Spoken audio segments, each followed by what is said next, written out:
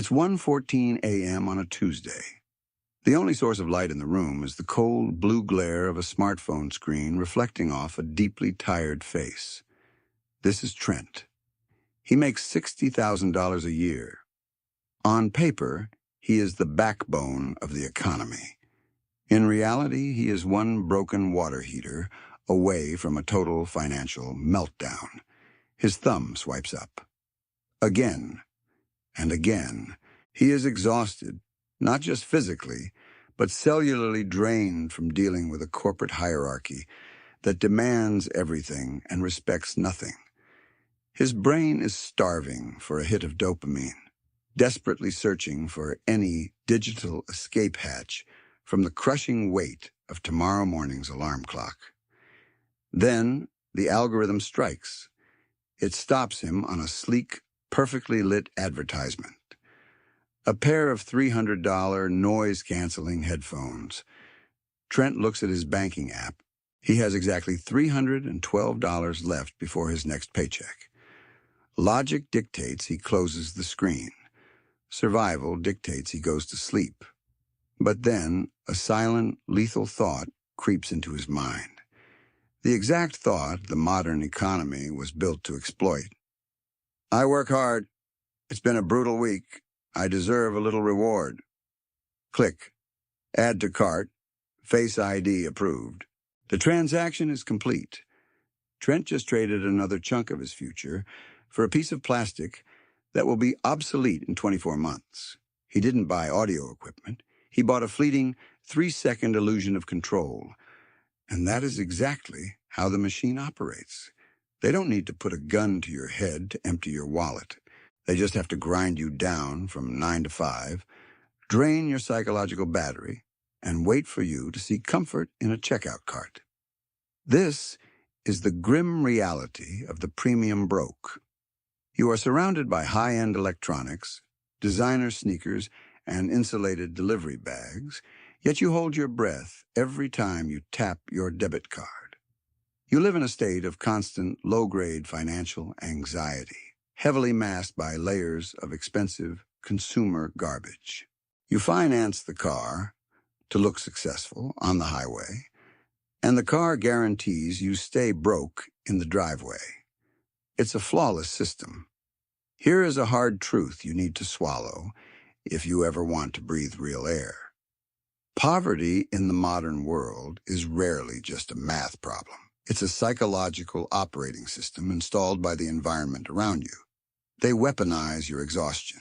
They extract your energy during the day, and when your mental defenses collapse at midnight, they sell your own happiness back to you with a 20% interest rate attached. You are funding your own cage with a piece of plastic, and you are thanking them for the privilege. You think you're making free choices. You believe your spending habits are simply a reflection of your unique personality. That's the greatest trick they ever pulled. They convinced the pack that running on the wheel is just a modern lifestyle choice. Trent thinks he is treating himself. He thinks he is practicing self-care. But the reality is far more clinical. He is infected with a financial malware. A set of conditioned responses designed to ensure he never builds capital, never gains leverage, and never ever stops needing that next paycheck to survive. We love to point fingers. We blame inflation. We blame the housing market. We blame the government. And yes, the board is rigged against you. But the ultimate lock on the door isn't held by a bank CEO. It's held by the thoughts circulating in your own head right now. Sabotage disguised as comfort. Financial suicide disguised as a harmless reward. There are 10 specific, highly toxic thoughts keeping you paralyzed in the middle class. 10 mental scripts running in the background of your daily routine, quietly siphoning your wealth before you even notice it's gone. If you don't identify them, you will work until the day your physical body gives out. Trent just fell for the first one. But the scary part isn't the $300 he just set on fire. The scary part is how deeply this mental virus has infected his baseline reasoning. And once you realize how these invisible thoughts manipulate every single dollar you earn, the entire world becomes a minefield. Level 1. The Entitlement Virus. The most dangerous phrase in the English language is, "I deserve it." You hear it everywhere. It is the battle cry of the chronically broke. You endure a miserable 40-hour week in a cubicle, taking orders from a manager you despise, and your brain convinces you that spending $80 on premium sushi delivery is a form of cosmic justice. It isn't justice. It is a localized anesthetic. You trade your financial leverage for a brief hit of sodium and dopamine. The people engineering this trap don't wear pinstripe suits in Wall Street boardrooms anymore. The modern enemy wears a hoodie and sits in a Silicon Valley campus. They are the frictionless checkout engineers. Their entire existence is dedicated to destroying the psychological pain of handing over your money. One-click buy, face recognition payments, autofill credit cards. They designed the digital bait to look so incredibly appetizing that the lab rats don't even feel the metal bar snapping over their necks until the billing cycle closes. True power is the ability to look at something you want, know you can afford it, and walk away feeling absolute indifference. Convenience is the ultimate tax on the weak. The easier it is to execute a transaction, the harder it is to buy back your freedom. Level 2. Upgrading into absolute poverty. Thought number 2. I make more money now, so I should live better. This is the lifestyle creep fallacy, and it is a fatal financial disease. You get a $5,000 raise. Suddenly, your perfectly functional sedan feels old. Your apartment feels tight. Your phone feels embarrassingly slow. The system programmed you to believe that an increase in income demands an immediate, proportional increase in consumption. You don't upgrade your life. You upgrade your stress. You take on a heavier car note, a larger rent payment, and a more expensive social calendar to signal to absolute strangers that you are moving up the ranks. But you aren't ascending. You are just running on a much more expensive treadmill. You are still sweating. You are still terrified of getting fired. You are just wearing a branded polo shirt while you sprint in circles. Level 3. The Fake Savings Illusion. Thought number 3 is a masterpiece of cognitive dissonance. I couldn't leave it. It was on sale. You open an app, and you see a jacket artificially marked down from $200 to $100. Your brain, poisoned by retail logic, sends a rush of adrenaline. You genuinely believe you just saved $100. Let's inject some reality into that calculation. You didn't save anything. You spent $100 on a piece of fabric you didn't even know existed 20 minutes ago. The retail industry manufactures these fake discounts to hack your prehistoric fear of missing out. They create synthetic scarcity. They put a countdown timer on the screen to induce panic. They make you feel like an apex predator catching a deal, while they are the ones quietly draining your liquidity. And if you don't have the cash, they offer you the modern trapdoor for easy payments. They slice the pain into microscopic pieces so you don't notice you are bleeding out. And that leads directly to the darkest corner of consumer psychology. The exact moment your brain crosses the line from spending cash you have to spending future hours you haven't even lived yet. You look at the checkout page, you see the total, and you whisper the most pathetic lie of all. Level 4. Tomorrow's burden fallacy. I will just put it on the card and figure it out next month. This is thought number 4, and it is the exact moment the trap snaps shut. You disconnect the temporary pleasure of buying from the permanent pain of paying. You treat your future self like a stranger you secretly hate, aggressively dumping all your financial garbage on their shoulders just so you can feel a thrill for 5 minutes today. Let's use the brutal lens of opportunity cost. Let's do the cold math. The banking industry actively hides behind friendly app interfaces and shiny cashback rewards.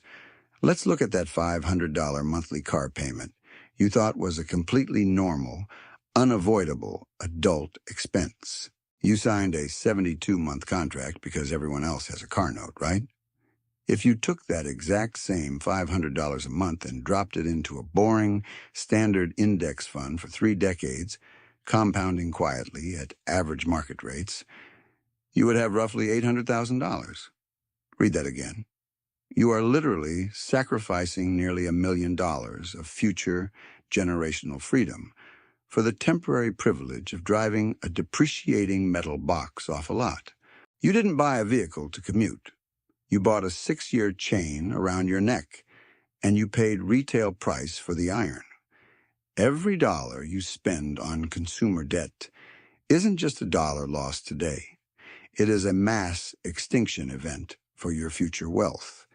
You are slaughtering the compound interest that could have bought your way out of the maze. Level 5, the social media paranoia.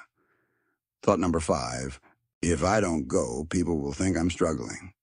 The absolute fear of looking poor is exactly what guarantees you stay genuinely poor. You split a $300 dinner bill on a credit card because you lack the spine to tell your friends you have financial boundaries. You buy the luxury wedding gift, you book the destination bachelor party flight, you rent the expensive tuxedo. You are subsidizing the lifestyle of the pack just to maintain your camouflage. This is the vanity tax. You are paying a massive premium to impress people who are just as broke and terrified as you are. They are taking pictures of the same expensive appetizer, posting it online to seek validation from an algorithm, while all of you quietly panic about the credit card statement arriving in 2 weeks. It is a collective delusion. You are playing a high-stakes game of charades, terrified that someone will pull back the curtain and see the negative balance. Level 6, the good debt mirage. Which brings us to thought number 6, the most sophisticated lie in the system.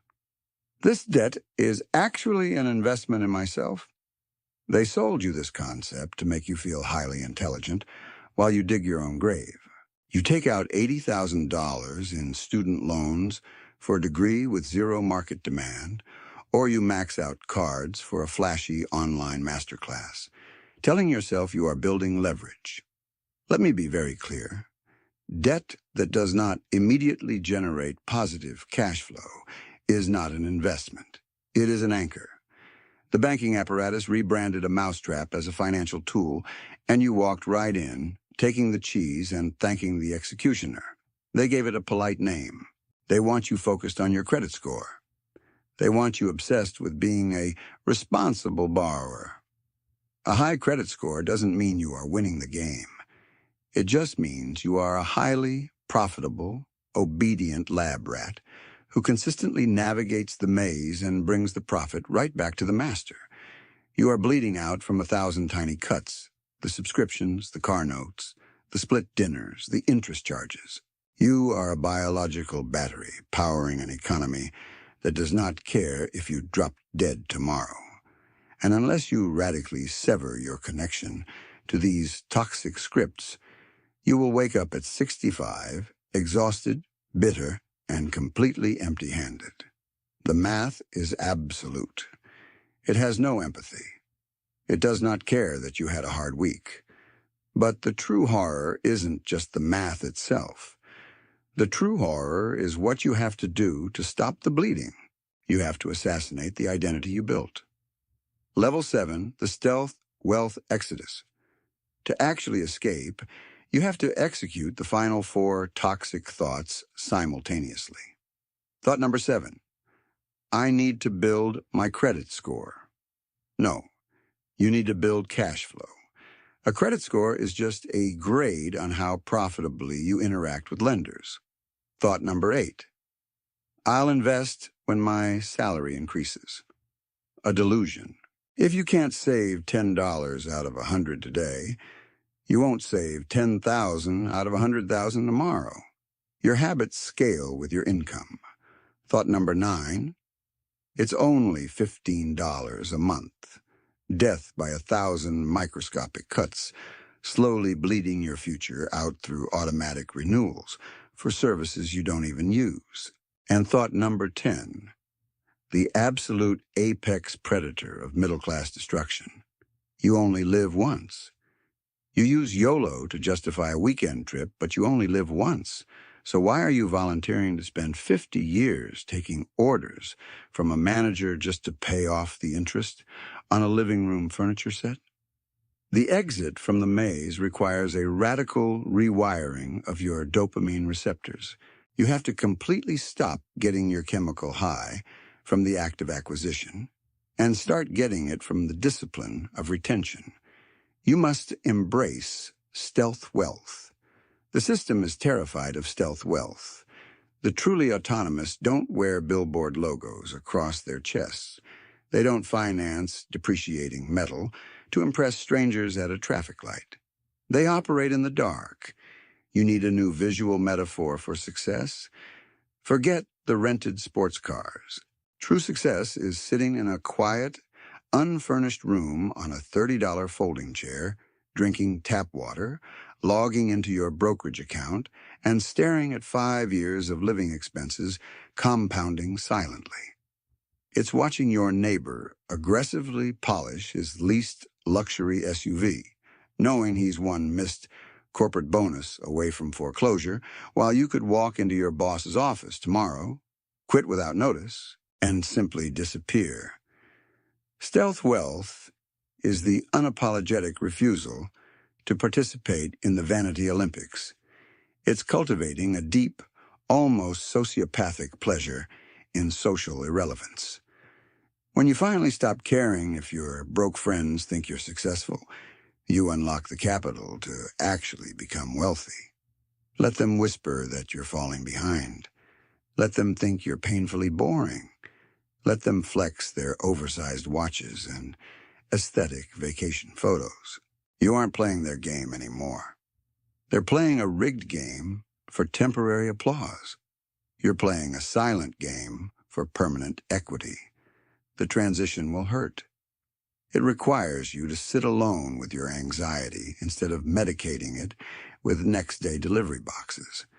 It forces you to look at your real bank account without the illusion of available credit masking the damage. You must face the grim reality of your 9-to-5 without the shiny armor of consumer garbage to distract you.